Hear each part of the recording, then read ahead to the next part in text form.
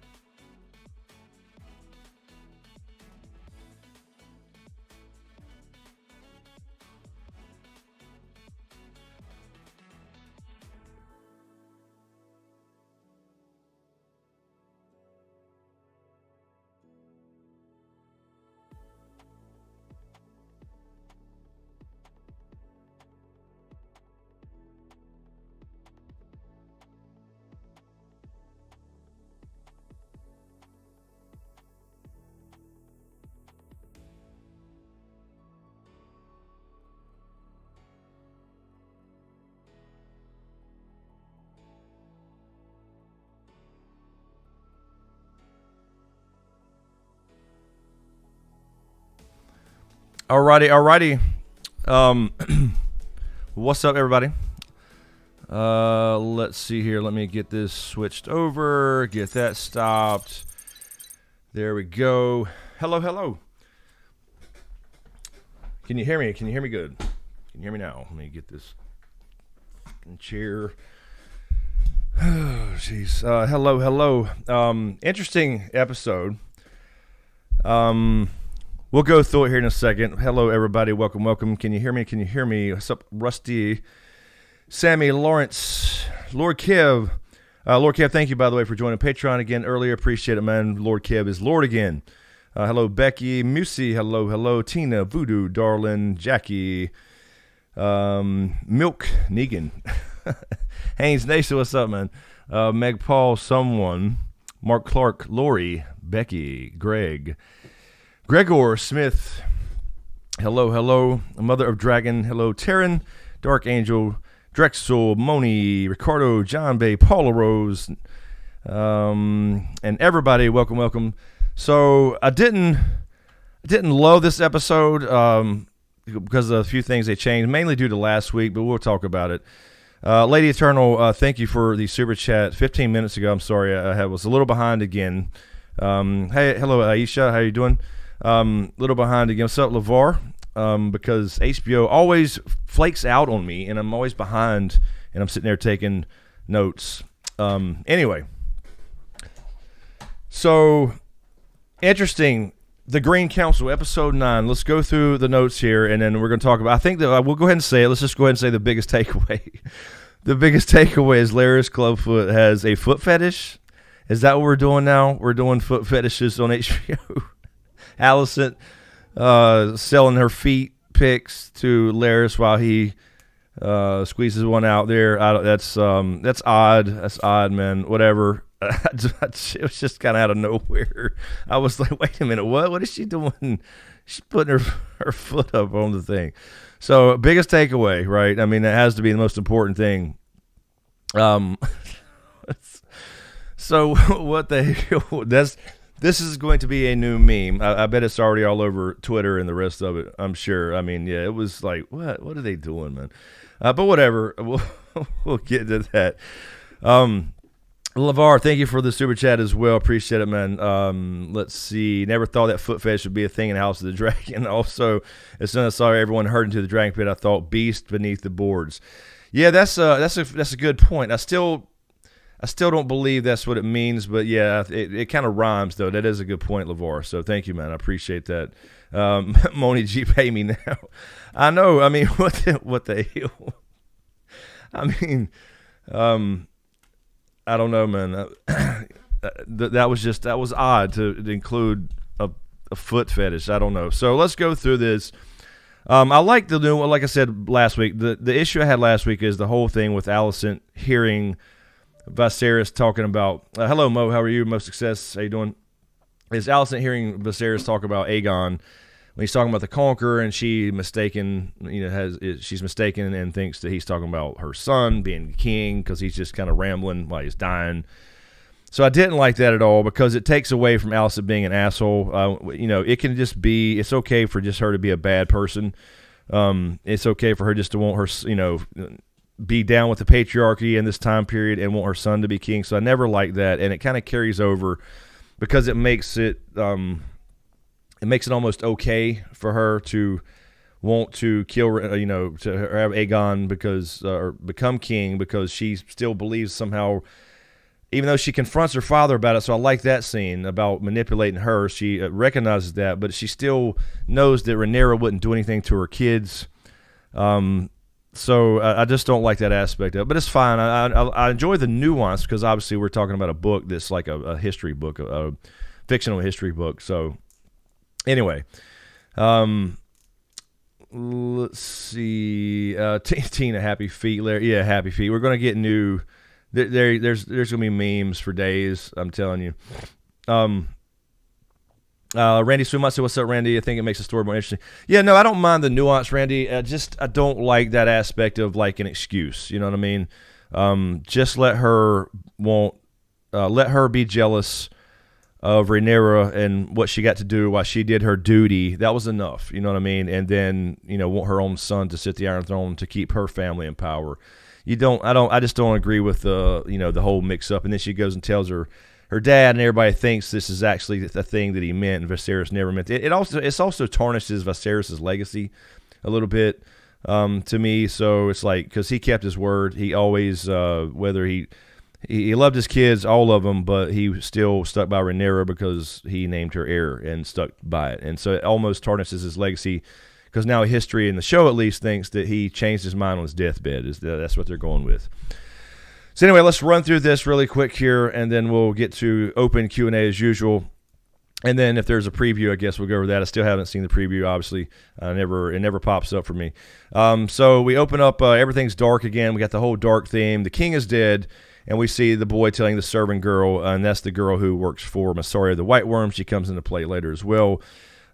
She goes and tells Alicent, but then she lights the candles later, and I think that's the signal or something for, I just assumed, being that one little light in that one little window, that was the signal that means the king's dead to Mysaria or her people. So she's got the whole spider network going on. She'll come into play later as well. Let's see. Otto asks, of course, who knows, because their whole thing is, all right, we can't let anybody know. We got to keep... and they're just willing to kill anybody who knows the truth. It just shows you how shitty they are. Now, again, they're making Alicent not really down for the whole murder thing, but she knows what game she's playing, and that's what I mean. Just like she was surprised that, the Clubfoot burnt down Harrenhal, his own castle, killed his family to get, I guess because he's got a foot fetish. That's just... I don't know. It's just an odd little twist. Well, we'll keep going back to that, I'm sure. So we have the first Green Council. And I just put a note here that I just don't like this misunderstanding where she tells them, the king told me last night that he wants Aegon to be king. And it's just not true. True to book fashion, this is what I meant by kind of like First Blood, or one of the first, not technically in the dance itself, but First Blood in the sense of like, while the blacks and greens are firmly established. So Beesbury stands up, says, nope, I don't agree to this shit. And Kristen Cole, which I don't understand how they kind of did it in the sense of they had him move in behind him. Like, who told him to do that? Who told, even though the rest of the people agreed that Aegon should be king and all that kind of stuff, who's giving him the authority to get behind this dude and push him down in his seat? It's like he's got free reign, and I like the fact that he did that. So he kills him a little bit different from the books. According to the books, Mushroom slit his throat, so that's different. But he kills him. I don't know if he accidentally did it or if he actually was sitting him down, but bang into the ball on the table, kills him, and he was the only one standing up. And then Westerling's still there, so that's how they explained the Harold Westerling thing, because he should be gone by now.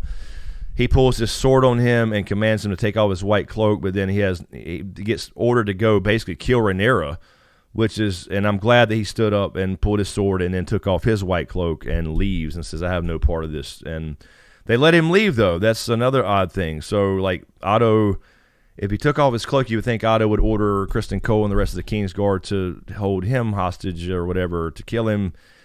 But he exited the building, so he'll head over to Dragonstone, I'm assuming, in the show. So First Blood at the council, and then Westerling takes off. We see Tylan talking about the Storm's End. That's going to set up what I'm talking about, First Blood, the actual First Blood, which I'm assuming will be next week before we head off into season 2, and I guess in a year and a half, 2 years, whatever it may be. I don't know. So that was a quick little Easter egg there, a little mention of Storm's End and support. So that's just a little Easter egg. I won't go into any spoilers there, obviously. I just don't. I wrote down this little note. This whole thing again, this whole misunderstanding, it makes Alicent more of a victim, and she is to a degree. Don't get me wrong, she is to a degree because Otto, coerced her all those years ago to go see the king and all that stuff, and she does confront him about it. So I like that aspect, but I just don't like this excuse thing that I was talking about. She's almost a victim of all this stuff, of all these people wanting to kill each other now. But she knows what she knows what it's going to lead to. If you're advocating the heir to the Iron Throne be passed over and usurped, you know it comes with blood. You know what I mean? That's the little things that bug me. Little things. So let's see. We saw she goes to tell Helena, who has 2 kids now. This will be Jaehaerys and Jaehaera, and then Maelor will be later, I guess. Helena's obviously, I think they're clearly making her autistic to some degree on the show. So that's an interesting take. And she actually, I wrote this down again. The other will take it away. This whole thing she was talking about, if somebody has something, it's our human nature to want it. If somebody else has it, so that's obviously a little foreshadowing for the whole thing, the whole dance, I guess. But then she mentions again the beast beneath the boards that LeVar you're talking about as well. And I still think because they just showed her kids without any spoilers, that still refers to rats, I'm assuming. So little more hints there to what's to come there, but I obviously won't spoil anything with that. But Helena, it's interesting. They make her, I'm assuming, because she didn't want to be touched, and then she yells that out when she's trying to tell her that her dad died. So that's an interesting turn. We see Arik and Eric Cargill. Obviously, they're twins here on the Kingsguard, and this is basically true to the books as well. You can see they're sent off by Otto and them, and then I'm sorry, they're sent off by Otto, and then Alicent sending off her own party, which is Kristen Cole, and then Aemon goes with them to find Aegon because they need to get him back. He's off in the Sept somewhere drunk. Dark Angel, Helena gets ignored entirely, pretty much, but they probably obviously do not understand what that is in that time period. So, Paula Rose, I see your super chat. Thank you. I'll get it in just a second. So they both send out parties because they want to get to Aegon first or whatever. And the whole point was that, Otto's going to say, Aegon, once you're king, you have to strike first and kill Rhaenyra because they will try to kill you and your family. And obviously, Alicent's basically telling him, be a good king. Which I respect that part of it. That's fine. I don't have a problem with that. Excuse me. But be a good king and reach out to Rhaenyra. Try to make peace with her, that type of thing. So she's trying to avoid war, but, again, she knows what's going to come. Rhaenyra's just not going to. She knows Rhaenyra too well, being friends in the show. She knows her too well. She's not going to sit back and just take it. Becky, I was going to say that too. We see Aegon has some bastards all over the city. That will come into play later, maybe as dragon seeds. We'll see that. So we did see a little kid. I couldn't tell if it was a boy or girl, whatever, because I was already thinking could it be some future dragon seed we know, like a famous one? It's called a glimpse of the kid. So we'll see some of those come back into play later as they need more support. Now this will be more likely season 3-ish or something, depending on how they do it. We see them take all the servants. Anybody who knows anything about the king, they're all taken and presumably killed somewhere. Or locked in their black cells. We don't really know. They didn't show it, but we know that Otto's not letting anybody go. And Rhaenys is also held hostage in King's Landing. She's still in King's Landing. And this was the best part of the show for me, other than the big, obviously, foot fetish reveal, which was horrible. But Rhaenys was my favorite this episode, favorite part. I knew that was coming at the end. I thought it was a great way to do it. She could have ended the dance right there. We'll get to that. But that's definitely a big change. Really enjoyed the Rhaenys aspect. So everybody's kind of sneaking around King's Landing. We're back to the secret passages. They're all going out in hoods, and Aemond and Kristen Cole and all that good stuff, and Eric and Arik. So they're looking for Aegon. Otto makes all the lords swear fealty, and we see the Clubfoot watching, obviously, and he's keeping an eye on anybody who doesn't really mean it because he's got a report to Alicent to get those feet pics, I guess. I feel stupid saying that. Yes, Tina, exactly. And they walked by Beesbury hanging, so they hung him in the court, basically saying, no, actually, that wasn't Beesbury. That was, what's his name? The guy who they was setting up early on as a Rhaenyra supporter. So I don't think that was Beesbury hanging there.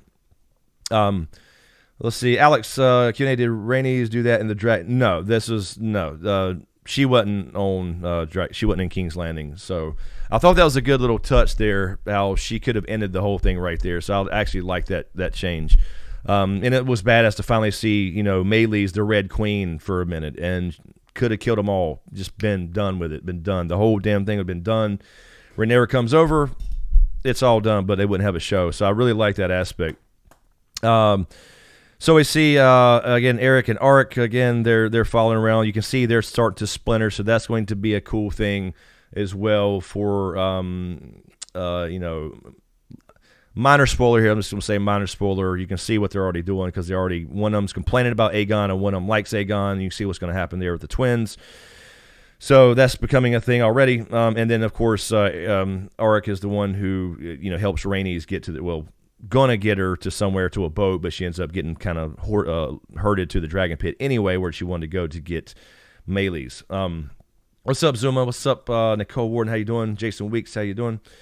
Caswell. Thank you, Meg. So that was Caswell hanging there. So they set that up a while back, and then they had him hanging because the Clubfoot just somehow knew that he was faking it, I guess. But again, he just watches people, so he's probably seen her around Rhaenyra all these years. And I guess he was right, but I'm not sure how he exactly knew that unless he's overheard conversations and stuff, which may have happened off screen. We see that Aemon does want the throne. Aemon is kind of you see him lurking around this episode, kind of in the shadow of Aegon, and he's the one saying, I'm the one who studies history, and I'm the one who trains and rides the biggest dragon in the realm, et cetera, et cetera. He don't even want it. I don't care if he goes away. But you see how it's a cool little dynamic because he wants it, but he's also loyal to his family, and I'm sure he thought about hey, I'll just go kill my brother, and I'll be the next in line. But he does stay true to Aegon, so being his brother. So he kind of little glimpse of his character in some way, even though he's kind of the Daemon of the other side in a way. But he's ambitious, but he also is loyal to his family. Again, Rhaenys is held hostage. Alicent goes to her for support, and it was a really good how Rhaenys had a huge part in this episode. But she tells her the truth. Like, you're the one who's doing all this to serve men.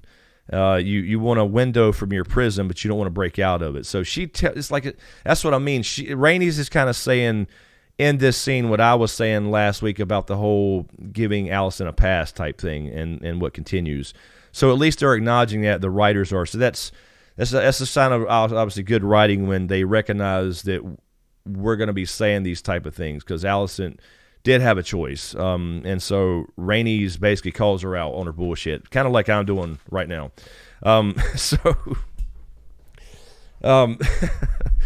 Really quick, let me grab these while I'm thinking about it before I forget. Thank you, Paula Rose, for the super chat as well. Thank you for the 20, Paula. Thank you. Red Queen ending was epic. Did anyone notice how miserable Helena was during the ceremony? Yeah, Helena's just not really there. I think, again, they're going with her being autistic to some degree. So I think that's pretty much what it was. But she's miserable with Aegon anyway, like she mentioned in the last episode. He mostly just ignores you, so I thought that was good. But yeah, she's just really indifferent to everything, which I guess is her condition. LeVar, thank you for the super chat again. Appreciate it, man. 5. It's just a little money towards feet pics. Thank you, man. I appreciate it. I'm gonna start my OnlyFans real soon. So YouTube's not working out too well, so we're gonna do the OnlyFans thing.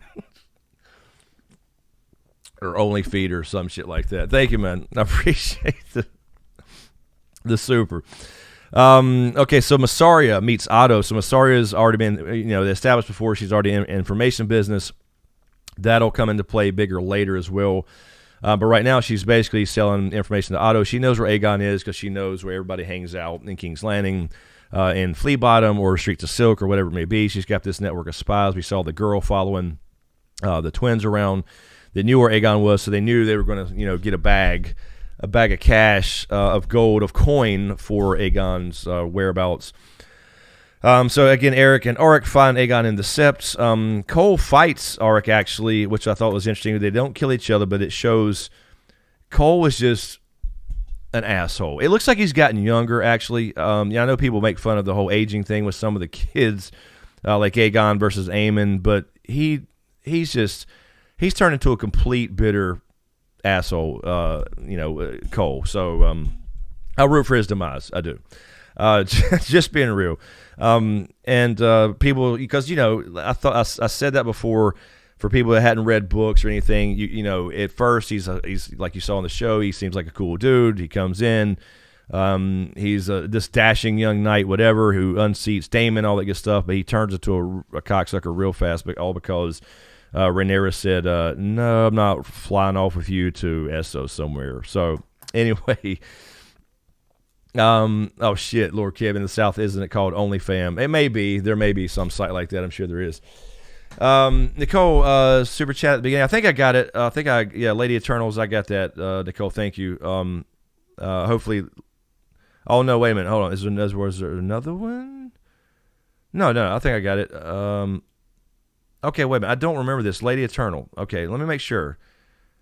Let me read it. Okay, I thought I grabbed it. Something is reading different. Let me make sure I didn't miss another one. Lady Eternal, the 20. Not sure which I was reading for more. Aiming to put his brother, to gut his brother during the Kingsguard fight and claim the throne for himself. Exactly, I was too. Exactly. Or Rhaenys to sort out Greens permanently instead of punking them. Bad decisions. Ours. Yes, thank you, Lady Eternal. I'm sorry. I thought I grabbed that for some reason. Maybe I read. Did I read a different question?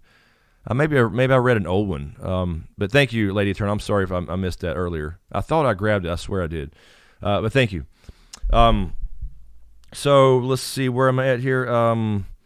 But it basically establishes Aegon just wants to go around and make bastards and run from everything. He even tells Aemon, let's just run across the Narrow Sea. That seems to be a theme with a lot of people. Otto and Alicent, they have their conversation where Alicent plays, she's the victim, which she is, again, and to that degree. She does recognize her father played her all these years, but now she knows all this and has this choice. So, Ungoliant, how you doing? What's up, man? So they at least she acknowledges that, but again, she still makes the choice. The Clubfoot. This is what I wrote. This has a foot fetish. Gives her the information about all the spiders and the everything going on in King's Landing, and Alice just starts whipping out her damn feet and showing more and more, and then turns around while he does his thing. That was odd, but they're really making Larys the creeper, the super creeper.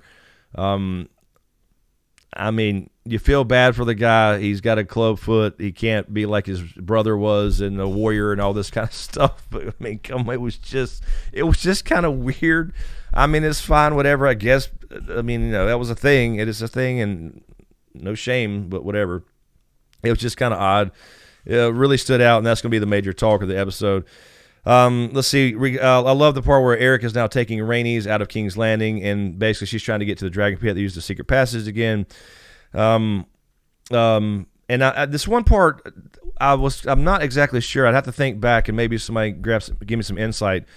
They showed Aemon sitting there for a while, like it's nighttime. Everybody's kind of waiting in their rooms in the dark. This whole episode was dark again, kind of this dark theme. But I believe that was Aemon walking away from the brothel. Was it the brothel where he stood there and he burned the brothel down? I'm not sure exactly what. It was kind of out of nowhere. They showed him in his room, but then they showed somebody in a hooded cloak walking away from the building. But I didn't rewind it yet to look back and see if it was the same brothel where they got the information from the girl who clearly recognized him from being a younger dude. So he had been there or whatever, but I don't know exactly, or it was just maybe because was that the fighting pit area where the kids fought? That may be what that was as well. Just now that I'm thinking about it. What's up, Crystal? How are you doing? Crystal Harkins. What's up, CT? Hello. Archon Jedi. Hello. Paula Ramos. The dark and the smoke ruins the picture. Yeah, it does. I mean, I get the artistic thing, but you gotta be able to see things. So maybe that was Otto's promise to go burn to stop the because they had that weird scene where the kids were like fighting. It was like this fighting pit they find.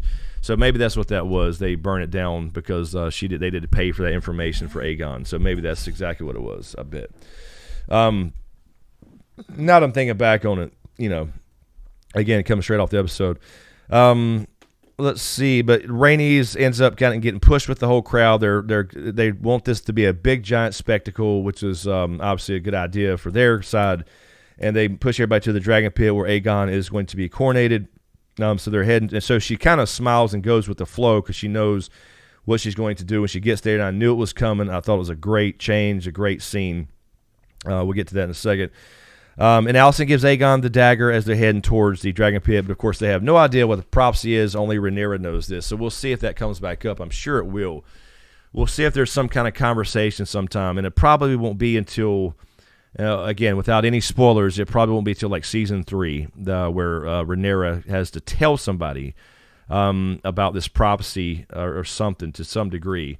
Maybe it's lost for good, as far as not being passed down to the rest of the line all the way up until Game of Thrones era, but obviously they have no idea because she misinterpreted what Viserys was saying. But so she does want Aegon to make peace with Rhaenyra. I thought that was a good little touch, at least, because I don't want, I'm not saying she has to be a complete, utter villain. She's not, Sauron, the Dark Lord back here that you see behind me. I'm going to do an unboxing video on that. I did one, by the way, so that may be coming. I'll be something different on the channel, but I got the Dark Lord Sauron back there, by the way. You can't really see his head good. Let's see if I can move that. You can see Sauron standing behind me, by the way. I've just been back into Tolkien so much lately. Anyway, so I did at least like that touch. Like, look, be a good king, make peace with Rhaenyra. Don't just go like Otto's basically saying, go kill them all, and tried to send the white cloaks to go kill them, which was ridiculous that he thinks that some of these guys who do have honor would actually do that. I mean, these people knew Rhaenyra since she was a kid, the Realm's Delight. So good little touch there. But I wrote Rhaenys is definitely getting melees and busting out of that place in the middle of this coronation. The gold cloaks march Aegon in. Aegon's crowned. He's using, again, the Conqueror's crown, Aegon the Conqueror's iron crown, and he has Blackfire as well. And Kristen Cole, just like in the books, puts the crown on his head. And he's anointed by the Seven First. And then, of course, Rhaenys goes to melees, sneaks downstairs after watching most of this.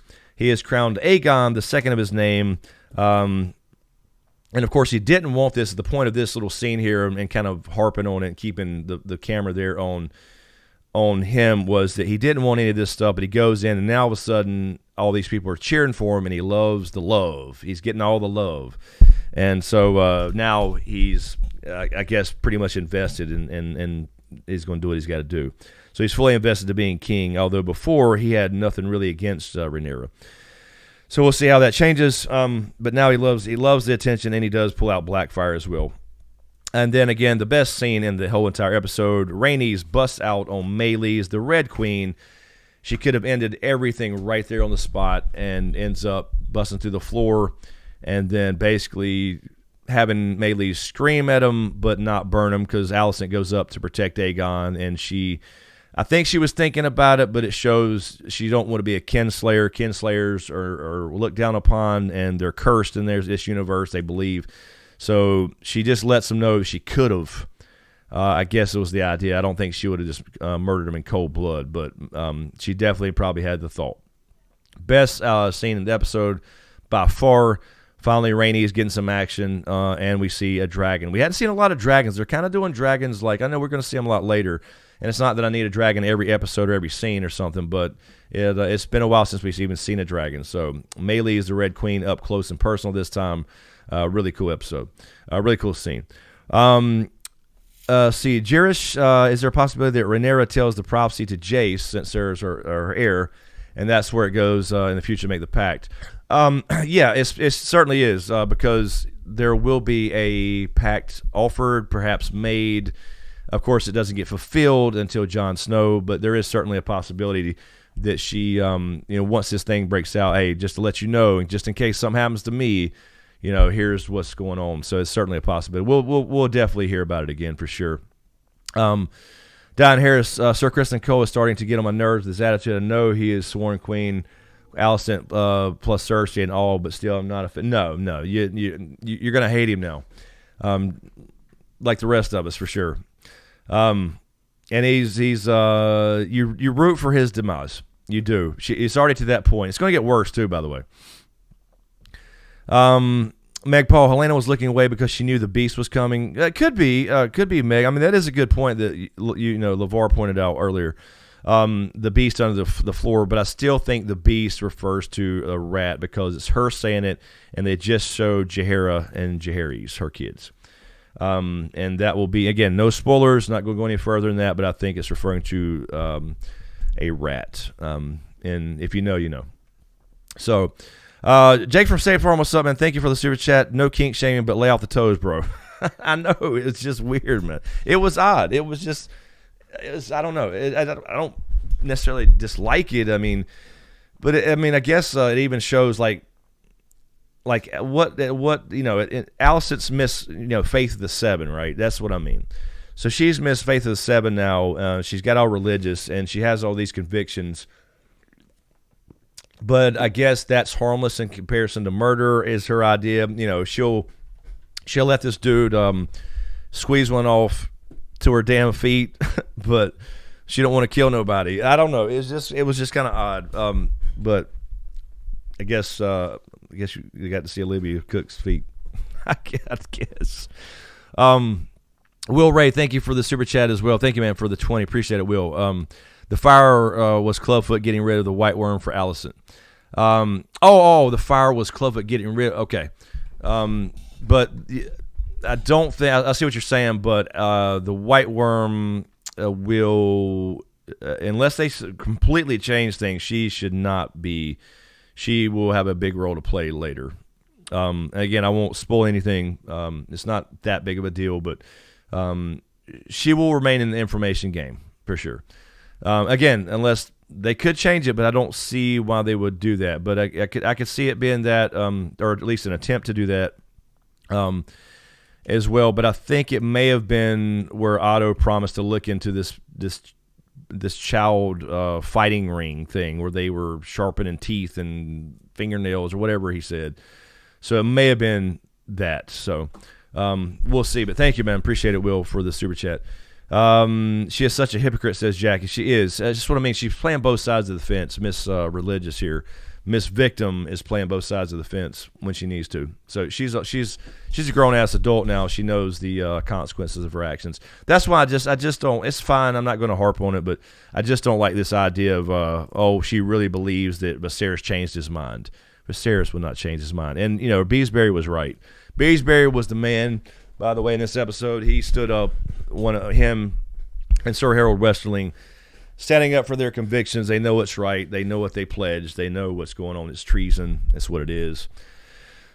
And look, there is a certainly a not the Greens in general. There is an argument for the actual concern of Rhaenyra's kids not being legitimate. That is an actual concern, and I agree. But it's you don't just because of that just decide to go kill your former friend or whatever, I guess. Diane Harris, Alicent, not careful, Clubfoot will want to start playing this little piggy went to market. I'm sure. I'm sure. I mean, I don't know. Maybe he's just weird like that. Whatever. Again, no shaming, I guess, but whatever. But what will Alicent do? What lengths will she go to? She'll do that little thing, and then have her little boy toy. You got to wonder. She came up and said to Kristen Cole, I don't know if it was an implication necessarily, but you got to wonder. You got to wonder if she has banged Kristen Cole. You know what I mean? I don't think she has. I think he's doing it all for the revenge of Rhaenyra, but it makes you wonder. I mean, that's certainly debatable. LeVar, Laird's in defeat because his are crippled. Yeah, he does. That could be. That may be the thing. That may be. It was just weird. Fabian, yes, Rhaenys could have ended the entire thing before it started. Absolutely, and she definitely thought about it. But again, she did not want to come off with the kinslaying thing for sure. She showed him. I'm glad she did that. It was cool. But obviously you can't have a show if she just lets Melee's rain fire right there. It's over. Believe me, I was actually rooting for it. I'd have been fine. Moni G, I think Beesbury and Helena are the only two good guys, and look what happened to Beesbury. Yes, it's true. It's true. And Westerling.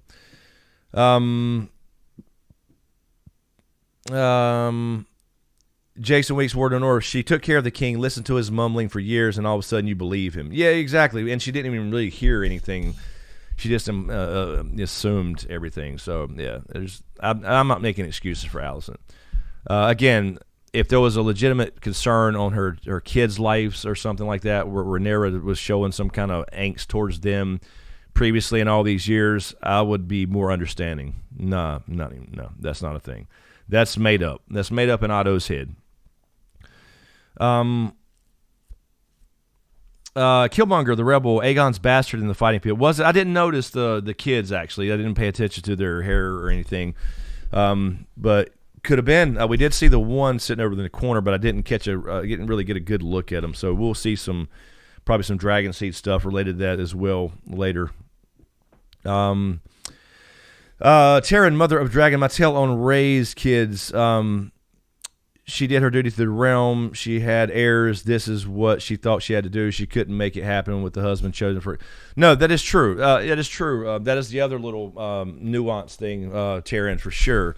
Is Rhaenyra, they did tell us that. I'm glad they did, by the way. I said that before. They did tell us that they tried. Her and Laenor tried to have kids, and it just didn't work out. The few times they lay together, that was the line. So she did try to actually have his kids, but they had this agreement. Problem is you got to have at least one with some white hair or something. But yeah, no, she did. And again, I don't want to just hate on Alicent, like anti-green, hate on Alicent thing. Rhaenyra has her flaws too, for sure. She's done some dirty shit too, for sure, and will. But so I'm not saying like Team Black is perfect and Team Green sucks. I don't like the little change where they're giving Alicent more of a again, I like the nuance, like the idea of nuance. Everything's nuance, and that's the problem in the world today is nobody recognizes nuance. But I don't like the little misinterpreting the prophecy thing. So anyway, whatever. Again, I'm not going to harp on it. I'm not going to worry about it. It is what it is. She's still making her decisions, but it just gives her an excuse, I guess. No, the king really said, I promise you, like I swear to God that my husband said right before he died that he wanted Aegon to be king. Joseph, Rhaenyra, and Daemon have 3 kids, 2 males that are heirs. Yes, yes. And again, Joseph, without any spoilers, they are, Aegon, and then Viserys. We talked about them the other week, and then we'll see what they do. I won't mention the third for spoiler's sake. We'll see what they do as far as Rhaenys goes. But yes, they will have important roles, 2 of them. Anyway, so the problem is Aegon, who will be eventually Aegon III, is the problem with dragons after this whole thing ends. He doesn't like dragons, and I'm not going to say why. Sammy Alicent is a joke. Yes, she is. She is. She's playing both sides of the fence. I don't feel pity for her. Again, I like the idea in the beginning where they made them friends because the stakes are a lot higher where they're closer. So they de-aged Alicent and they aged up Rhaenyra and de-aged Alicent from the books and made them close, and that added a different layer. More stuff going on because there's feelings and closeness involved for being best friends, all that kind of stuff. So I like that stuff, but now, and then all those years she's jealous of Rhaenyra doing what she wants and having her boy toy while she lays there with the king. Although she loved the king, she did love the king. So it's not like that's because they showed that one episode. I think one of the problems with the way they did that one episode where she's just laying there while Viserys is just doing his thing is they act like that was like all the time. That was not all the time. That was later on after she got resentful of Rhaenyra and kind of maybe started to resent Viserys to some degree, but not, she still loved her husband. She was all in, and so that's what I mean by trying to make her like all of a sudden now she's got a conscience and stuff. I don't know. It's weird. Amanda Taylor, how are strong genes stronger than Targaryen genes? You think Rhaenyra's would have one kid with white hair? Yeah, I mean, certainly could have, but it's fairly established, Amanda, in the world of Ice and Fire, and I don't mean the book, I mean the universe, or what do you want to call it, that Targaryen genes are recessive. Lighter features, the eyes, the hair, that's all recessive, and that was the whole story with Jon Snow, right? Jon Snow looks like Lyanna Stark and not Rhaegar. So it's always been the thing. They're recessive, which is why they married each other, and then also married the Velaryons, who are also Valyrians as well. So that was the kind of the whole thing with Targaryens and keeping the bloodlines pure for not only looks but dragon riding abilities. So that's been fairly well established. But there are some changes. For example, Rhaenys, the star of this episode, in my opinion, Rhaenys in the books has black hair, but she's got a white streak. So they changed her for the show, completely blonde like everybody else. I guess probably more to highlight the difference between Rhaenyra's kids is what I'm imagining they did that for. So there are Targaryens that have brown hair or lighter hair, light brown hair, black with white streaks. All that kind of stuff. So they did marry other families, but as time went on, they started to marry more out of the family.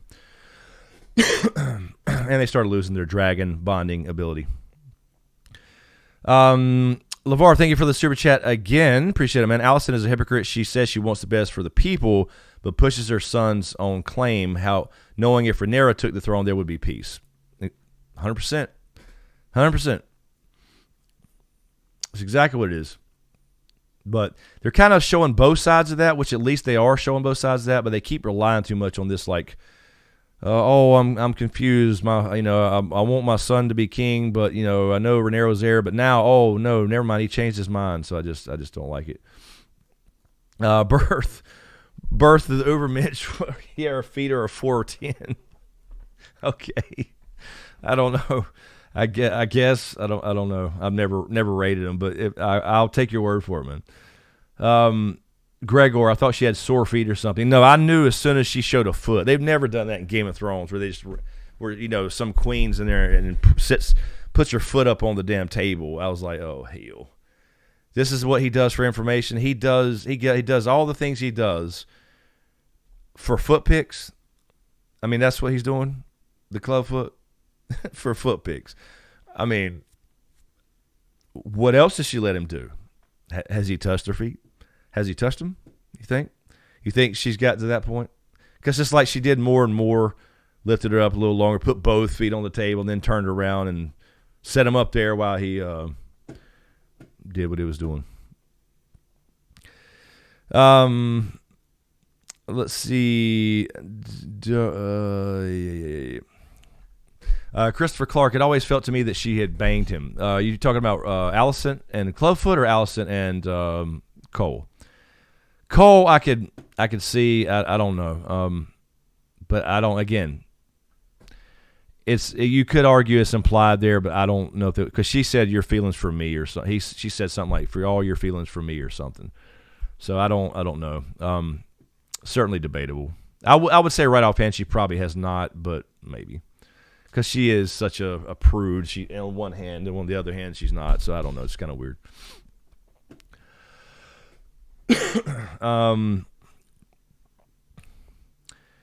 Joseph, yes, Handy Boat. Lucky it wasn't Daemon who was there with the dragon. He killed them all with a smile. Absolutely, 100%.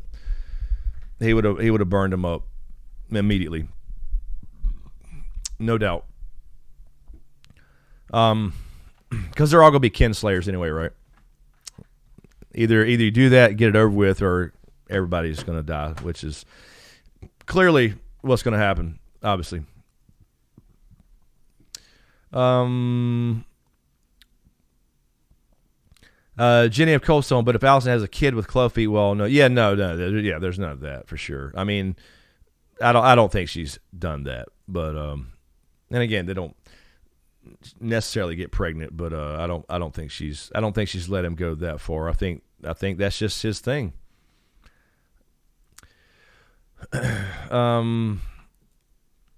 Diane, maybe we'll have to wait 2 years for next season. I really hope not. I don't think I can go through all this again. Yeah, I don't think I can either, Diane, as far as the YouTube aspect of it. But yeah, it's going to be 2024 before we see this again. And if you enjoy Lord of the Rings, Rings of Power, or hate it, or just watch it to laugh at it, or whatever, somewhere in between, like me, then that's not going to come out either. So we got another 2 years of nothing. I mean, besides, again, we got The Witcher and all that stuff, but those are all, really subpar compared to, if you like, Wheel of Time was horrible. They trashed that. I liked it at first, and the more I learned about the source material, I could see what they were doing, and some of it was horrible. Some of it was okay. So Amazon really blew Lord of the Rings. There was parts I liked about it for sure, and it's fine if you do love it. But if you know Tolkien, they really butchered, especially last episode. I want to probably do a video on that separately, but no, I know, Jenny. I know. Let's see. The absurd wrath of redemption. You think if Aemon killed Aegon, they would have crowned him? Yeah, I think so. I think if they would have, for example, let's say Aemon knew his whereabouts and knew what he went out to do.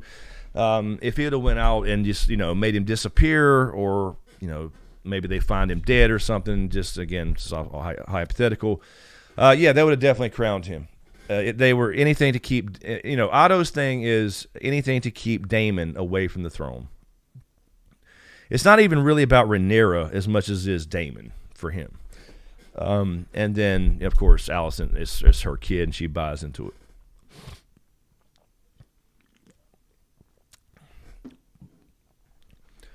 Amanda Taylor, how terrifying is it that Aemon looks somewhat murderous while searching for his brother and hinting that he should be king? Yeah, no, I think it's great. Aemon's a great character, a great character, book and show written, as far as how he's written. Again, he's nuanced. That's what I enjoy about George R. R. Martin's characters versus, say, Tolkien has nuance, but they're much more, for the most part, pretty black and white, good and bad people, and some are, some mixed in between. That's George R. R. Martin's big thing, is writing about, gray characters, so to speak. But yeah, no, that shows you his character, though. He wants it, and he would take it, and he's really more deserving, and would be a better king, honestly. But he also is loyal, so that's kind of cool. That I do admire that about him, and he does support his brother.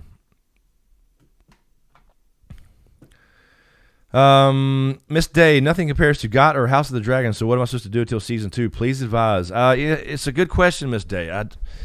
I don't know.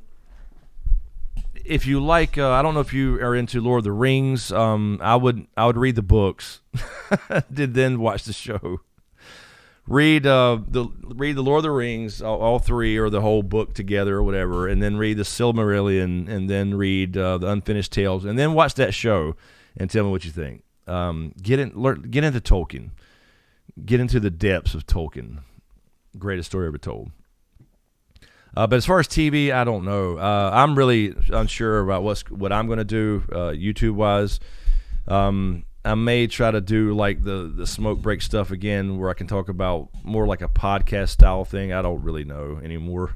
So I thought this would be a pretty big thing because I'm really enjoying House of the Dragon, and I'm glad to see it here. And we'll have other things too. Hopefully in a couple of years though, we'll have like 2 shows a year, where we got like House of the Dragon, whatever, even if it becomes a different show for a different time period. Then we'll have like, I don't know, we'll have Dunk and Egg, for example, maybe in the fall or whatever it may be, or back in April. So hopefully we'll get to that point, but right now we got another 2-year wait as far as this goes. Yeah, Miss Day, The Witcher as well. Definitely check out The Witcher. Again, its first season's okay. It gets better. It's pretty good. And I like Henry Cavill as The Witcher, as Geralt, better than I thought. But again, I really encourage people, if you watch the shows, then read the books, or vice versa. It's just, again, adaptations are hard, very difficult to do. It's a different medium. It's a different thing. But I just don't understand how Amazon hired 2 newbies. They hired Dan and Dave is what they did. Amazon hired Dan and Dave for Lord of the Rings. Imagine that. Let's see. Meg Paul, yeah, there you go. You can read this book too. Maybe it'll be a show one day. The Crimson Gods, by a very, very cool author. If you like dark fantasy / dark fantasy, give it a gander. ain't heard that one in a while. Again, shout out to Urtach, my buddy Urtach, who did the artwork in this book as well. He's going to be in Rise of the Dragon coming out this month. There's my main character, Amari, that he did for me. It's so cool having Urtach to work with, and then he's made it big, and he's going to have like 20 pieces, I believe, and the cover of Rise of the Dragon. Also, really quick, by the way, shout out to Eric July. This is, you see my shirt, Rippaverse. Let me move this. Rippaverse Comics.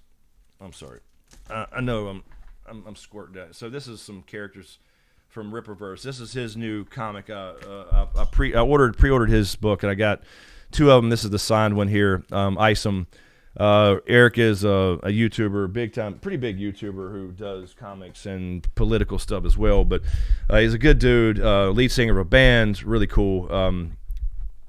And he just came out with this, and this is his first comic, and the dude raised almost $4 million. I think it was like $3.8 million.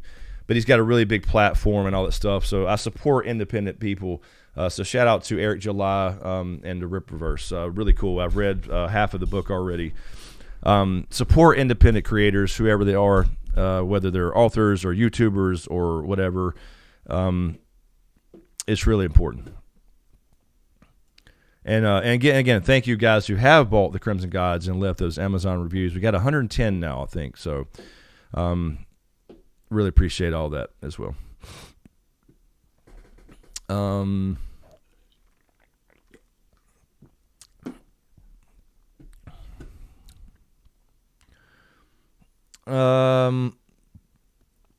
Jake from State Farm, is there toe sucking in that book? Asking for a friend. Maybe. There's some sucking, Jake. If you tell your friend there's some sucking, I won't say on what. I mean, seriously, there is. Let's see. Demon's Gate to someone with 4+ needs support. With 4 million needs support. Yeah, because that's not all. This is a dude who started a company from scratch with all his own money. Because you don't like the route, you don't have to agree, but whether you like the route of comic book companies today, DC, Marvel, etc. He's not keeping all that. It cost him. He got a warehouse. He got trucks. He got inventory. He had books printed. It's not cheap. This right here, if you buy this book, this hardcover, I make about 50 cents. So I'm talking gross, obviously. It's not like he's going to be rolling in money for the rest of his life. I mean, he could obviously build a big company. He's successful. He's got a great YouTube channel. But yeah, I mean, he's independent. He's not beholden to any corporate overlords. I think it's very cool. Doesn't matter about the amount. That was his first book. Crystal Love, what's up, Crystal? Oh my God, what's up with the foot fetish? Yeah, we talked about this earlier. This is going to be everybody's talking about it. We should be talking about Rhaenys and Mayleys and the Red Queen and busting up through the floor, which is the best, obviously, of this episode for me. But we're talking about with clubfoot and then Allison selling feet pics. I mean, it's crazy. It's kind of funny, but it was just out of the blue. Jirish, hey Chris, before the finale, it would be great if you could do a live stream with spoilers. Even if we read the books, lots of changes in the show. You do great discussing if you can do it. You mean like a live stream with spoilers from the books before the episode 10 is what you're saying? I mean, we talk about spoilers here, but we just don't go past the episode if I can help it. I kind of mention things and hint at things or whatever, but I don't if that's what you mean. I mean, you could talk spoilers here, Jiris, for sure. Just don't go beyond this episode is what I'm saying. Crystal Love, thank you for the super chat. I guess super sticker. Thank you, Crystal. Thank you. Amanda Taylor, a lot happened this episode, but it felt kind of flat until Rhaenys broke through the dragon pit. I agree. That's what I was saying. I didn't love. I understand what they were doing. They kept the darker tone. They kept everything kind of like, there was a lot less dialogue, more dark hallways and sneaking around and all the subterfuge and stuff that started So I understand what they were doing, but yeah, it wasn't the greatest episode in the sense of just the whole thing. But important events happened, obviously, and it's more of this. I was saying before, House of the Dragon is not going to be like Game of Thrones, where there's always a battle until there is going to be a lot of battles. But this first season was really more setup and backstory and all the little things that are kind of falling into place for the dance to begin, which will happen. I guess we'll probably get first blood next week. I mean, technically, Beesbury's first blood, I guess, in a sense, but I think we'll get Storm's End next week. I think they really focused on Aemond as well. I think we'll get Storm's End next week. So I won't say anything. Obviously, if you know, you know. But I think we'll probably see Storm's End next week. And we'll have a little bit of a, let's say, a cliffhanger next episode. Which is the season. It's crazy. This is the season finale next week. We've been through 10 episodes now of House of the Dragon in 2022. If you're watching Lord of the Rings, it's over. This is all over. It's already. I mean, we just started. Gregor Smith, look up the Wes Welker press conference on Rex Ryan if you want to get a laugh about feet. Oh, what Wes Welker? I know Wes Welker and Rex Ryan, but I don't remember anything about feet. Let's see. There's Amanda King. What's up, Amanda? How you doing? Melee is my new favorite dragon. The scream, roar. I felt that. Yes. I love that scene. I don't know about. I've never really thought about my favorite dragon. I think somebody asked me before. I like a lot of them for different reasons, but definitely the best scene of the episode is outstanding, and that was a good change. It was a good change for her to bust out through there and basically saying, "Could have killed you, Dick, but I want to eat." If somebody gets that reference, please say it. Could have killed you, Dick, but I don't want to kill you. I want to eat. Please tell me somebody catches that reference. I know somebody will. LeVar, thank you for the super chat again. Thank you, man. Terrible to see those poor abused flea bottom kids. Yeah, that was also a little weird too. I mean, we know flea bottom and those places aren't the quality of living one would expect from the royal city. But the fighting pit thing was pretty new. And again, I thought about this too, LeVar, by the way. If Daemon was still obviously part of the City Watch, or they ran it, or like he did. For example, Harwin Strong became the commander. I don't think those have been going on. Maybe they would have. I guess they have been for years though. But if Daemon was still there, wouldn't be no fighting pits. Zara, was the foot fetish in the book? No, this was not to my knowledge. I mean, I hadn't read Fire and Blood since it came out. I read it the first time, honestly, so there's a lot of stuff I forgot, but I don't think so. No, that was all show. Huddle, my favorite is Caraxes. Yeah, I would think Caraxes if I probably had to choose right now, even over Vagar. I love Vagar too, but Caraxes is the coolest looking, just different. But also the red, very similar in color to the Red Queen as well.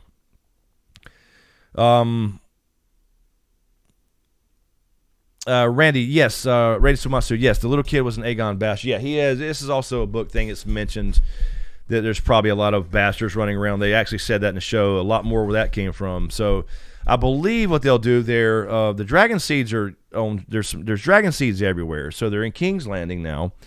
They're also in Dragonstone. Dragonstone on the show is depicted on both Game of Thrones and this show. You never really see the full island, but you remember book Dragonstone is not just like an island with a castle. It's really big, and it has these little towns and cities as well down below it. You have the castle, and you have the Dragon Mount, which saw Daemon in last week. But you have all these little ports and cities around the bottom of it. So there's lots of dragon seeds on Dragonstone too, and that'll definitely come into play for sure.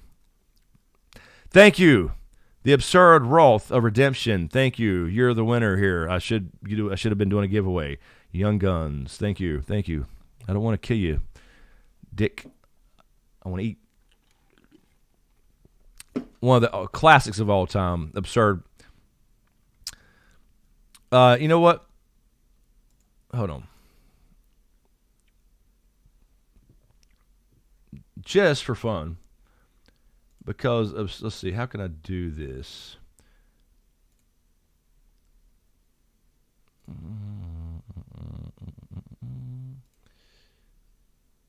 I guess I can't. I don't. I was. You know what? Okay. I guess I can't do that. I can't do it from here.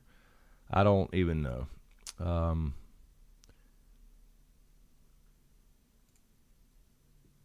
Okay. Mother Dragon. Yeah, that's true. I guess you got to take that into account, Terran. Mother Dragon Caraxes because of its rider. Yeah, because yeah, I mean they're bonded. They're kind of the same. They share personality traits almost. So yeah, I guess that would come into absurd word. Yes. Did you see the size of that chicken? You see the size of that cock, goddamn dude? I love it. We're in a spirit world, asshole. They can't see us. Dark Angel, did y'all just reference that old Kiefer Sutherland Western? Oh, yes, there you go. Young Guns.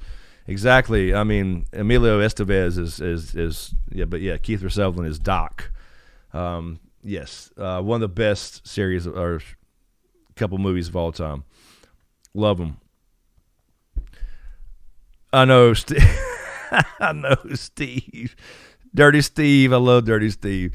When we were kids, that came out. We used to call my buddy Dirty Steve. His name wasn't Steve even. His name was Mark, but we called him Dirty Steve.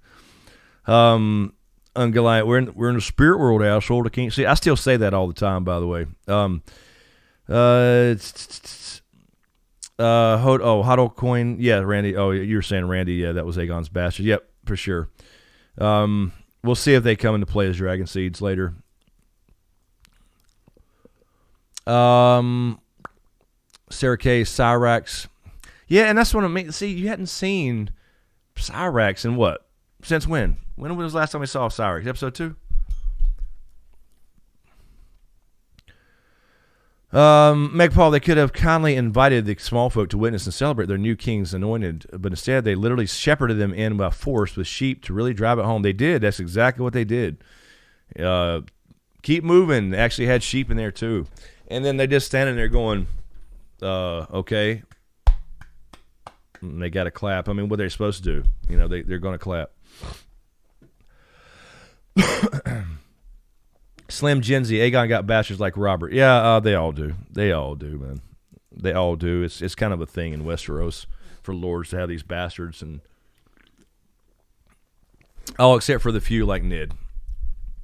Corlys got bastards too, by the way. So if you think that Corlys is such, I mean, he's a good dude overall, but Corlys Velaryon, don't think that he don't have bastards running around Driftmark, because he does. For sure. We'll see one of those. We talked about this the other week.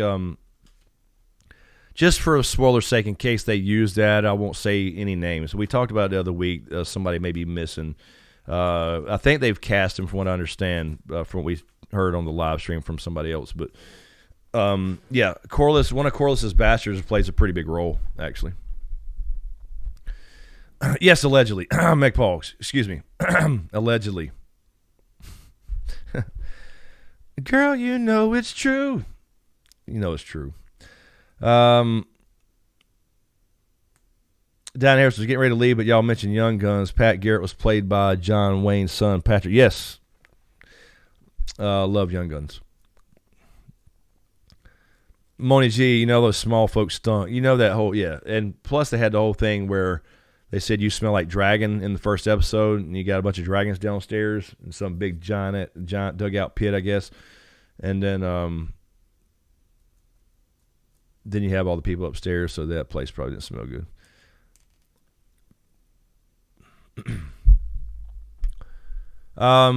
Huddle, this is what thank you, Huddle, for bringing this up, actually, because I saw somebody mention. I was looking on the way up here when I started the music and started the stream. So there still is a Vermithor and Daemon out. Is Jaehaerys dragon bigger than Vhagar? Yeah. Oh, okay. Is that? I guess that's from next week, right? Is that what we're? Okay, we're gonna watch that here in a few minutes. So I guess you're talking about maybe the preview of next week or pick stills from that, because I saw somebody mention Daemon singing to Vermithor or something. just right before I came upstairs, but I didn't. I was like, wait a minute, that didn't happen in this episode, but I have not seen the thing. Money Mom, was good to see the dragon. M is fabulous. Yeah, it was good to see. Rhaenys was a star. Jake Cruz, welcome to the Free Folk. Thank you, man, for becoming a channel member. Jake, thank you. I'm just double checking here to make sure I'm not missing anything here, because Lady Eternal, I hope you're still here to hear me get that super chat, because I know I somehow missed it or read the wrong one. Okay. Yeah, Meg, that's what I think. I think the dragon today was, you're saying you think the dragon today was the red herring, that the beast under the boards is about blood and cheese. I do. Because it's almost like you said, if they didn't include that scene, Meg, right? If they didn't write that scene in for Rhaenys, which I thought was great to write it in. I don't know about busting through the floor of a stone floor, but the scene was great regardless. If you didn't see that scene, it's pretty clear what that's about. They had just shown Jaehaera and Jaehaerys and her first two kids with Aegon, and they literally just showed them and then panned over to her, and she says that again. And to me, that line being repeated is not enough for the scene where Rhaenys busts through the floor, which is made up for the show. So that was just a cool scene. It was added in, really cool. I liked it. I liked the change. But that being repeated several times over a couple episodes is not a big enough thing for that alone. So that's my reasoning.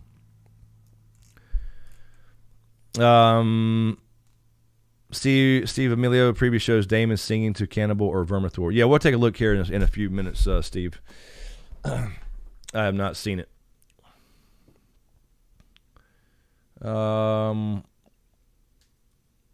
The absurd Roth, Arax, and Vermithor, I believe. Yeah, I will watch it here in a second. I'll watch it with you guys.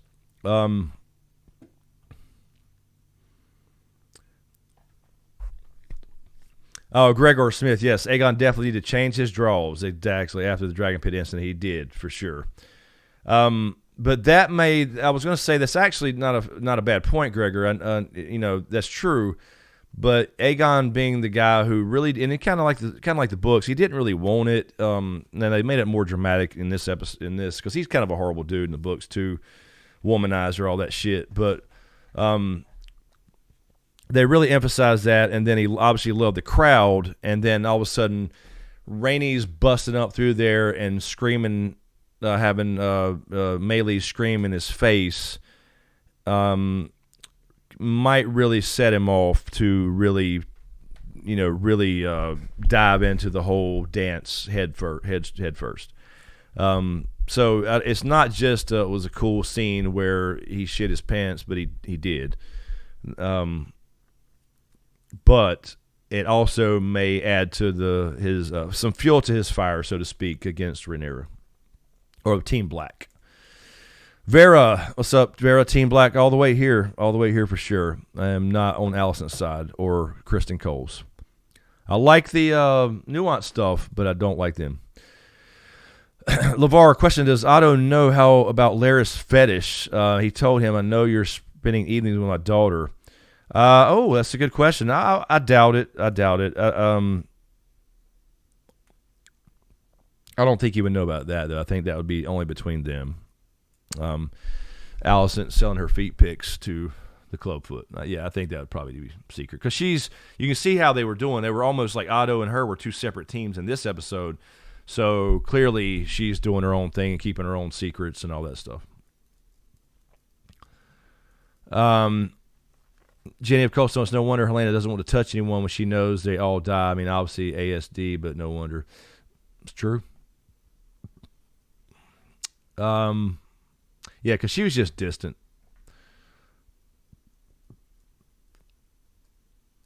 Aegon's a sot, professional pants pooper, no sweat, just another day. True. Meg Paul, was I the only one who thought? No, I don't think so. Who thought Aegon might off himself with a dagger?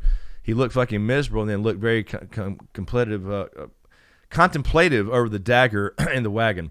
Actually, no, it crossed my mind. I didn't like think it was. I don't have to theorize about it or anything, but I did think that for a second. But it was like a fleeting thought because I just kind of know where it goes. And it wouldn't work. But yeah, I mean, they kind of, it seemed to me they wanted to make you think that at least. But it also just made it a little more real. Like he was just kind of on his way and it wasn't really settling in. And then all of a sudden he gets his dad's dagger and it kind of makes it more real, I guess, to him. So I think that was the main point, but we'll see. Lord Kev, thank you for grabbing that question from Matthew Hernandez. Thank you, Matthew. What's the names of the Lord and lady that didn't bend the knee? That was Stokeworth. Not Stokeworth. I just had a brain fart. I just said it earlier. They set that up, and I thought they'd do a little more than they did, but they just kind of killed it. Excuse me. They just kind of killed him off. Excuse me.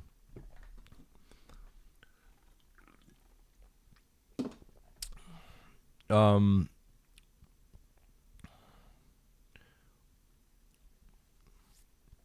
interesting to have him hanging in the Red Keep versus head on a spike type thing.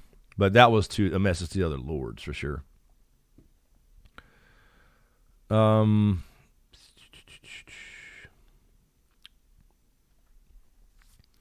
Jenny, the dagger is a shiny new toy, probably Valyrian steel, only thing a prince does already own. That is true. Gregor Cat's fingers will meet that dagger and others. Yes. I like the idea of, the dagger being a thread throughout the thing. It's just, it just makes you harken back to Game of Thrones.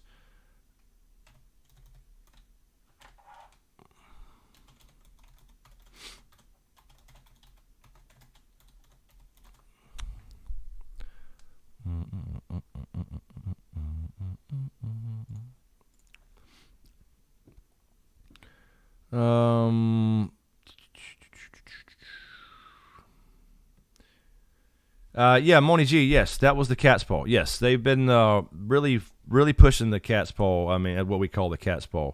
So that was Aegon the Conqueror's, and that was forged with the whole pact, or not pact, but prophecy of ice and fire, whatever you want to call it. And so that's what you always saw on Viserys' hip, because again, the whole thing is they pass it down from king to heir or whatever. So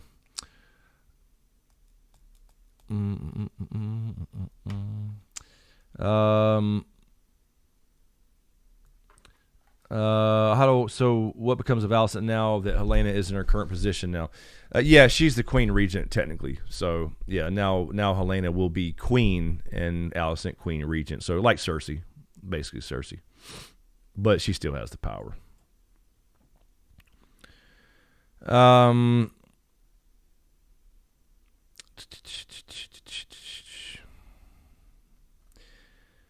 Yes, Ungoliant. Yes, Aegon didn't want to be king until exactly what I wrote in my notes right there. He didn't want it until he's got all this. He started feeling all this love coming from the crowd, and he made him pull out, Blackfire and hold it out. So he started enjoying the feeling real quick.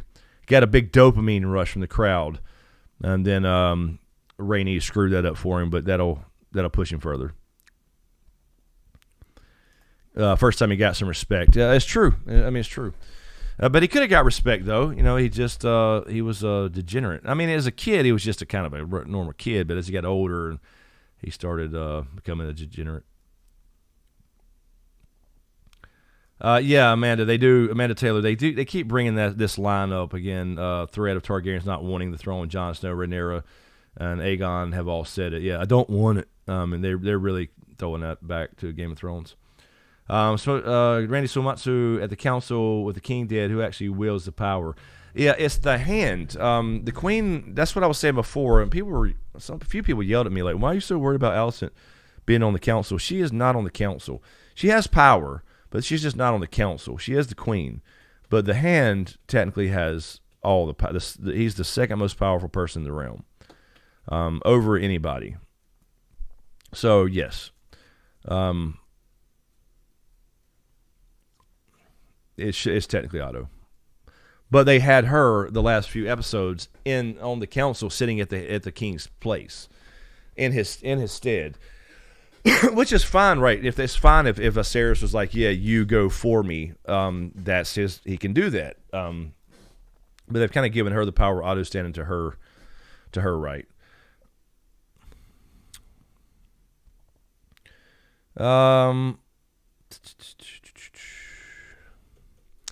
LeVar, thank you for, again, the super chat, man. Appreciate it. Does every king get their own distinct crown? Yeah, they can wear what they want. So if they, for example, Aegon just took the original crown of Aegon the Conqueror, and so he can, if he wanted to, take his father's, he could have done that. If he wanted his own made, he could have done that. They can basically do what they want. But it's more of a traditional thing to take a previous king's crown based off who you, I guess, liked as a king or your fathers or whatever. So, yeah, they can have their own distinct crown, and a lot of them do. But being he's the namesake of Aegon, he chose the original Iron Crown of the Conqueror. I didn't pay attention closely this time. We were talking about last week because I saw the picture of it, and somebody said they wouldn't think it was because it didn't have the rubies. But I didn't see the other side of it, so I didn't even really look closely this week. Yes, absurd. Yes, Westerling. I'll be back.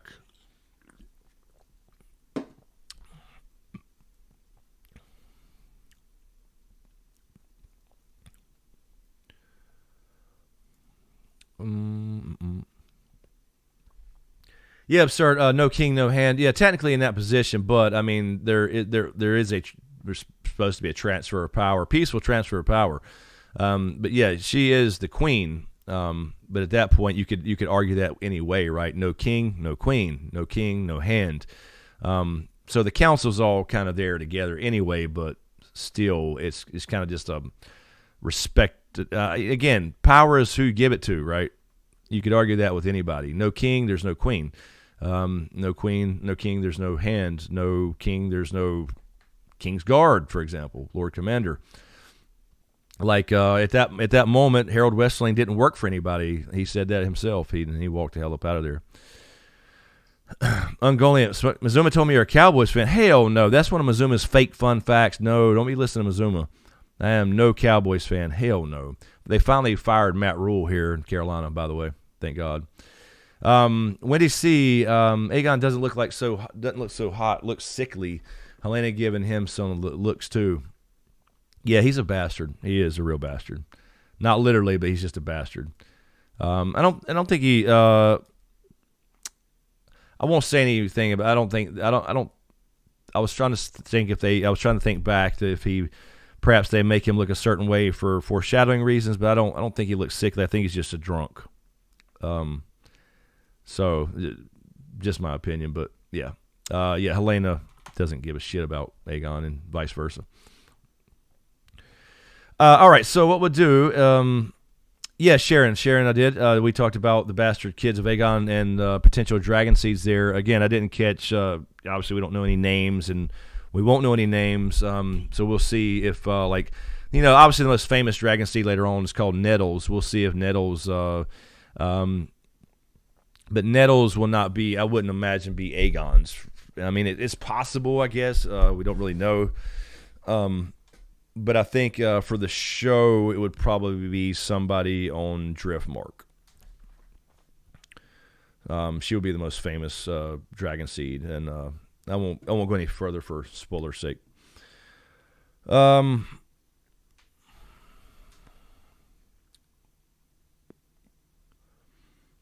Julie Doan. Yeah, that's a fair point, Julie. Julie's saying, I think the implication is that rubies fell out over time since the crown is old. Yeah, very, very possible, for sure.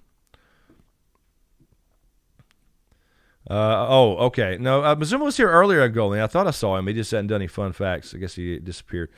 Musi, Q&A, Chris, you don't believe Otto would have done the same thing with Aegon replacing Rhaenyra, even if Daemon had nothing to do with it? No, I don't know. I doubt it. Maybe for the sake of a man or whatever. That's certainly possible. But that was his biggest thing coming into King's Landing as the hand the first time. He had been a hand before too, but he knew that Daemon was the heir, and he tried to always ostracize him and keep Daemon and Viserys separated. So he was always, kicking him out of King's Landing and banishing him, and then he'd come back and forgive him and all that stuff. But then when he married Rhaenyra, he knew that was he thought that was a power play strictly for the crown, and he essentially knew that Daemon would essentially be king, even though he would be king regent, or whatever, and so essentially he would be the king that was the unofficial king. So that was his main goal, I would think. I don't know if he wouldn't do it at all. I mean, obviously his own kids, he probably would to some degree. So probably, but I'm just saying that was his main motivation, at least before. All right, so let me run to the restroom really quick, and then I'll go pull up YouTube here, and we will get this preview. So let me grab that, so at least I have the page up ready to go. We'll watch this preview here, and then we'll get out of here and let you guys head out. So give me 1 second. I'll put you on some awesome music. I know. But give me 1 second, and I will be right back, and we'll check out this season finale preview. All right, be right back.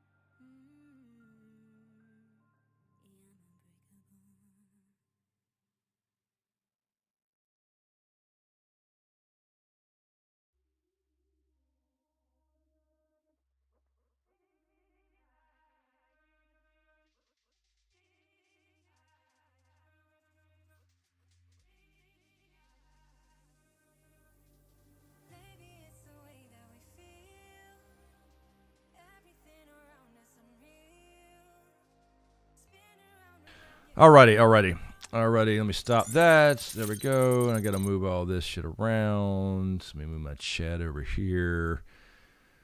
And then this over here. And then YouTube over here. Let's see here.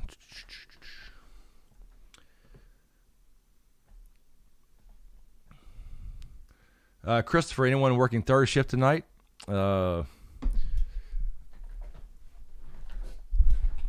Taryn is, looks like.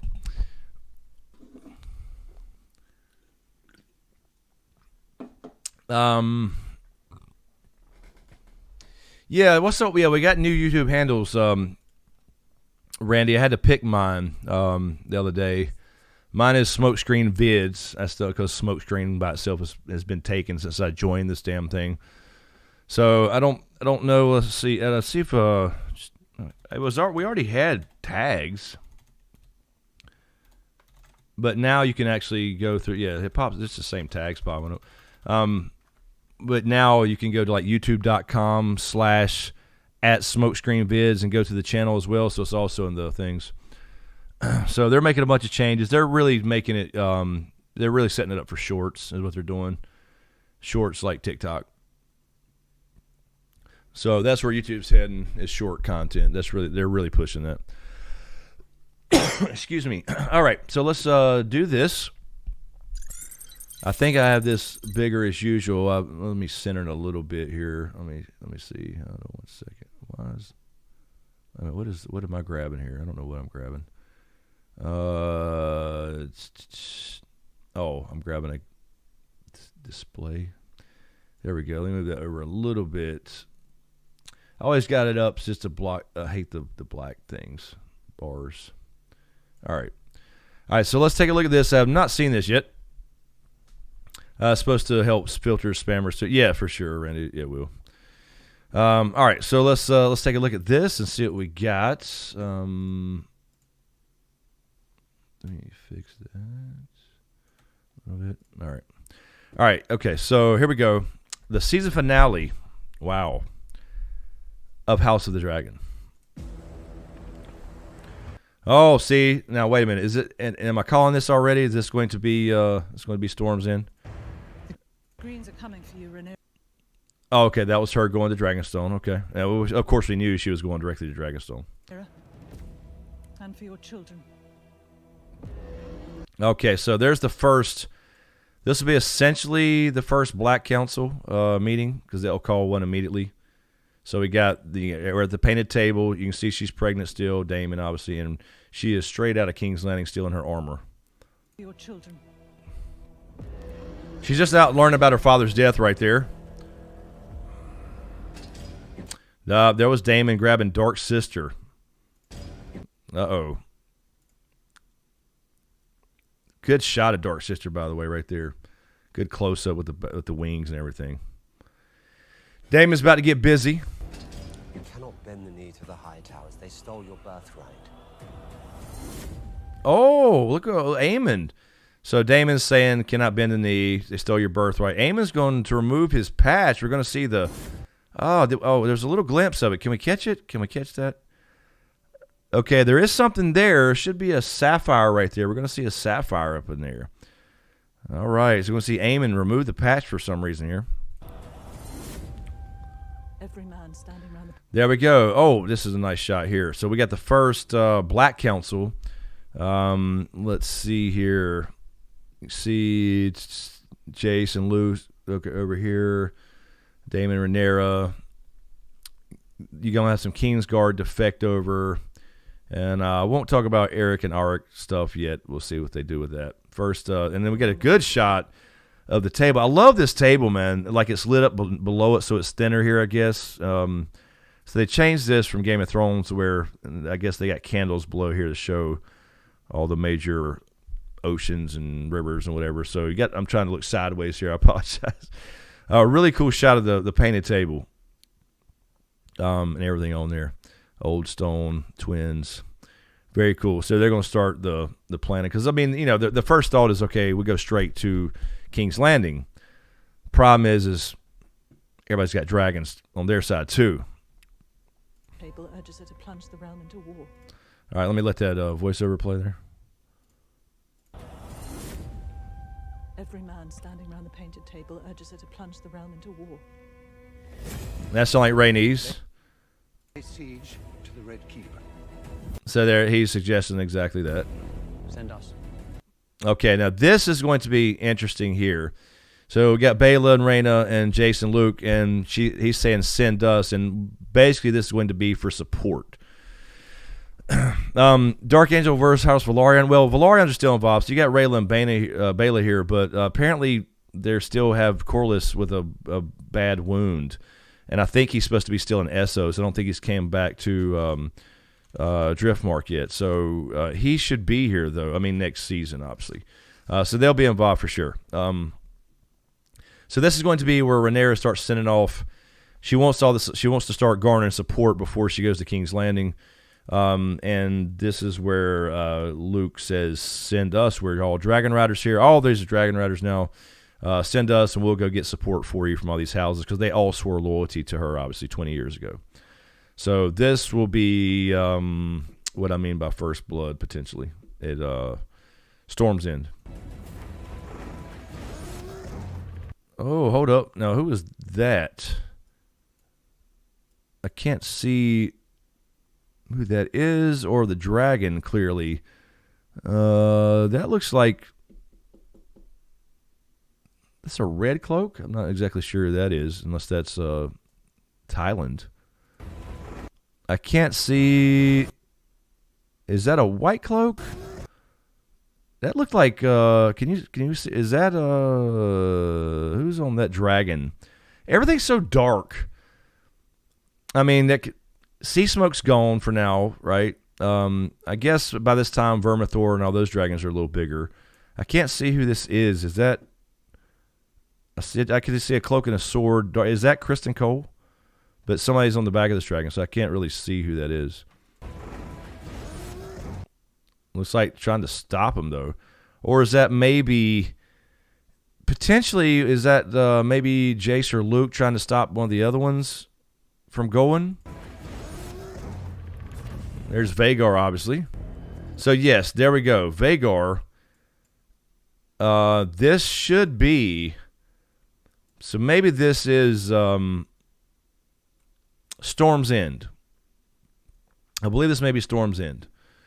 So this may be Luke here at Storm's End, and I believe that's what we're seeing here. I won't say any more. I believe this is going to be Storm's End, and then we see this is what gives it away. You see, look how big Vhagar, look how big she is. Vhagar at Storm's End, I believe, is what we're seeing here. I won't say any more. This is going to be I told you this is going to be the cliffhanger. I swear. So there we go. Here you go. Is Eric? He is. We'll let him talk. Toward the Queen. So she is giving. You notice the crown here is Viserys' crown. So this is not obviously Aegon's.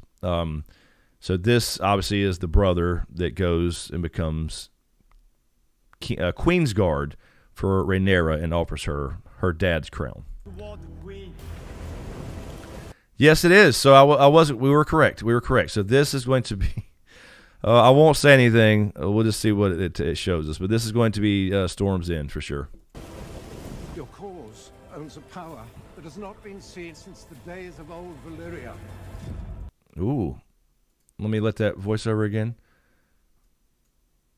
So this is Rhaenyra at the Black Council, and she's going to reluctantly agree to let Jace and Luke be envoys and go out and gain support for her because she don't want them involved yet. They're still pretty young. Owns a power that has not been seen since the days of old Valyria. So that was her and Daemon, I believe. Let me start that. I'm sorry, I missed the beginning of that. Where toward the Queen. Yep. Yeah, this is definitely. So just I'm saying this rainy, stormy night leaving Storm's End is 100% what that is. Your cause owns a power that has not been seen since the days of old Valyria. So your cause owes a power has not been seen since the days of old Valyria. Okay. And this is Rhaenyra and Daemon, it looks like. Valyria.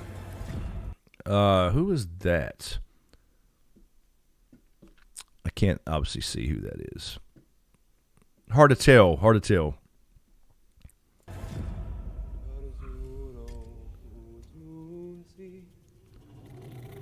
Okay, so here we go. So this is where they put the trailer. So he is singing. This looks to be Vermithor. I think people are right when they're saying y'all were saying Vermithor because I had not seen this. So it looks like let me back it up a little bit. So they kind of tricked us with the trailer thing, thinking that was when it was actually saw Aemond.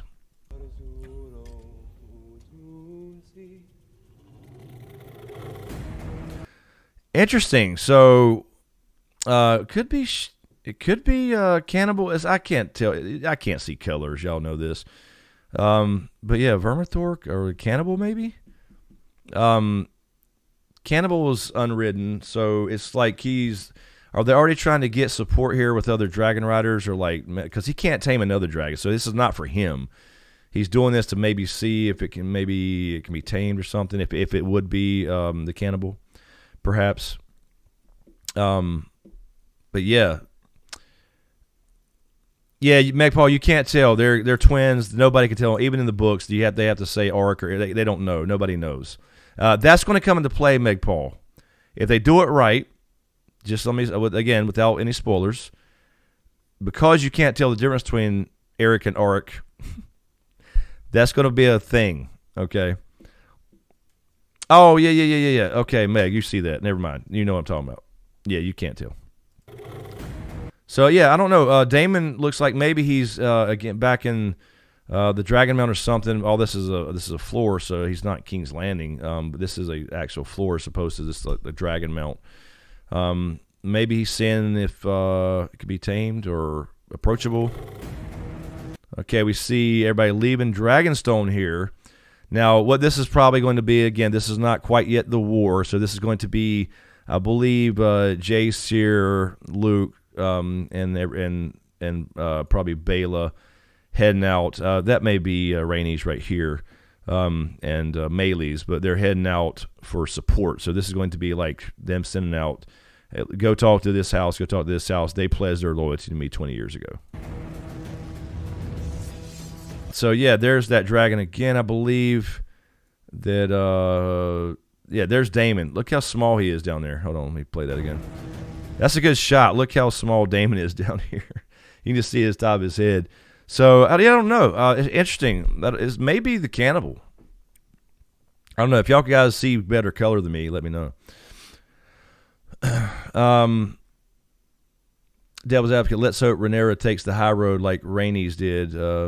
After her father named Aemon the prince that was promised. Yeah, we'll see. We'll see if she takes the high road. She's not going to be completely innocent of stuff, but I mean, she is obviously getting her birthright stolen, according to her father. So here we go again.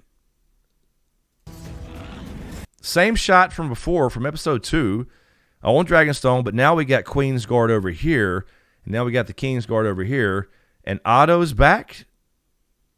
And I guess this is going to be them serving the official decree. And they're pulling swords this time. Interesting here. So you got 1, 2, 3, 4, 5 King's Guard, 2 Queen's Guard, Daemon himself. I can't see who that was. Let me back it up a little bit. Okay, another King's Guard, Queen's Guard. So you got 3, and then some more men back here. So, same scene before, but this time they're not playing. We'll see how they resolve this. It's going to be interesting.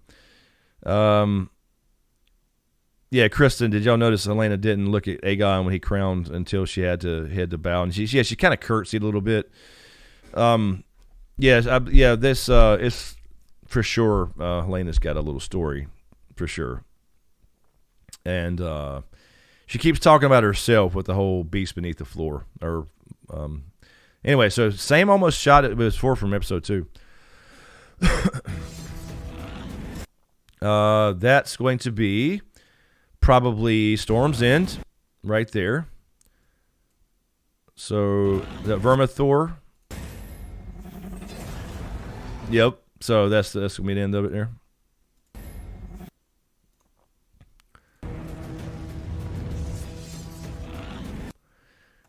There we go. So I said that probably I don't know many moons ago on live stream that I think that's how they end. Let me get rid of that real quick. I think that's how they end this season 1 with the first blood, as I was calling it, for the actual war. Technically, again, Beesbury, you could call that first blood. But anyway, this is what I thought would happen. I thought they would end on this. So they definitely move things on pretty fast.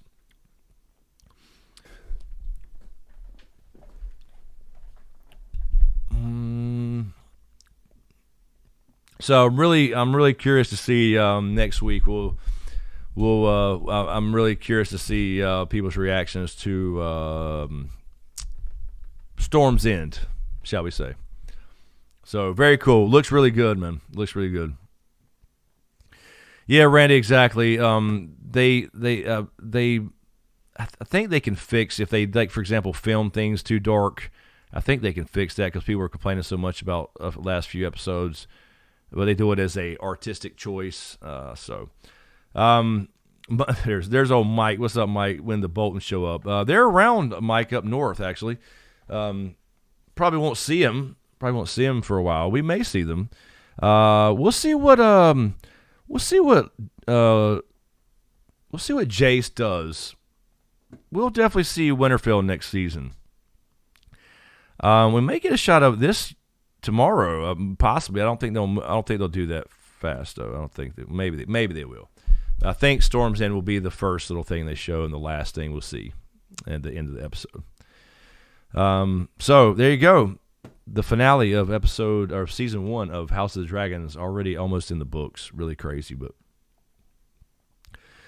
have a good night, Becky. Have a good one. Thank you for hanging out. All right, so we'll get out of here and let everybody go to bed or whatever they got to do. Got work tomorrow, all that good stuff as well. Storm's End is definitely going to be. What's up, Mark Clark? There he is. Going to be cool to see this. I mean, it's going to be horrible and cool at the same time. But the dance is officially here. Now that Viserys is out of the way, they can all start their shit, which is going to be just a big giant tragedy. So hope you don't have any favorite characters. So just saying. Meg Paul, I have a sapphire fetish. This is my episode. Eamon selling sapphire shots of his eye. But anyway, thank you guys. We'll get out of here. Thank you, LeVar, for all the super chats. Jake Cruz for becoming a member. Crystal Love, Will Ray. Let me scroll down here.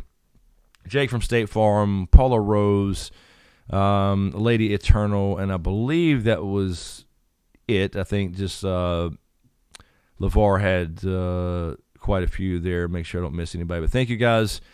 Appreciate it. I will try to do a little preview video this week, and like I usually do, and maybe a breakdown. I'm not sure yet. I'm just trying to decide exactly what I want to do on this channel in general. And I actually want to talk about Lord of the Rings as a season, as far as the Rings of Power. I have a lot of issues. I did have some things I enjoyed, but I have a lot of issues. So I may talk about that in a video too. And for you can see again behind me, Lord Sauron back here. I did an unboxing video, and I hadn't done anything like that on this channel, but I got some stuff like that in this room, and it'd be something cool to do, something different. So look forward to that stuff if you're into that type of thing, into these badass models or statues. But yes, everybody have a great week. Be safe out there. Thank you guys again. Really appreciate it. Again, bear with me. I know I hadn't been doing all the videos because I don't have screeners and early access like a lot of people. So it's like kind of puts me at a disadvantage, which is fine. But we'll see. Yeah, Uncle Lion. I mean, it's going to be a lot of hate on it, but I want to also be fair about some things. But I may do that. But again, thank you guys. Appreciate it. Thank you, Zara. Have a good one. Have a good week. Everybody, be safe. Thanks for watching, and we'll see you next time.